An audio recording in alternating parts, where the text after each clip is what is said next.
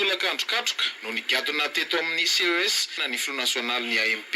Dr Rasamuel Brigitte notronon'ireo mpikambana vitsivitsy ao amin'ny antoko avy hatrany dia nanolotra ny antota taratasy rehetra tamin'ireo tompon'andraikitra. Nahazo taratasy fanamarinana ny kandida ny antoko rehefa avy no amarinina izany antota taratasy izany ary natao ny fanaovan-tsoni. Rehefa izay dia nitafa tamin'ny mpanao gazety ny Front National ny antoko AMP. Zay zany ataon'ny antoko AMP na ampela manao politika dia mieritreritra hoe ny fampihavanana ataon'ny FFKM dia tsy tokony manakana ny fifidianana ary ny fifidianana tsy manakana koa fampihavanana ataon'ny FFKM.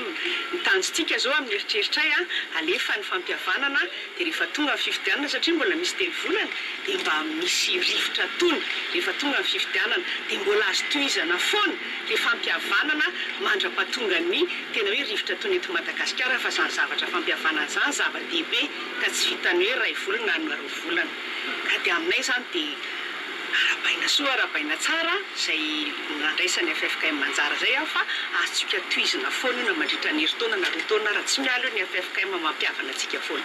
Ramatoa Brigitte Samuel no kandida fahafolo na antotosa ny fametrahana ny antota taratasy filatsahako fidiana tetsy amin'ny CES herinandro taoriana ny fehibontaona nomeny jifarany. Andrasana ihany koa ny sisa amin'ireo 30 mahery nanao fanambarana fa hilatsaka hofidiana ho filoham-pirenena.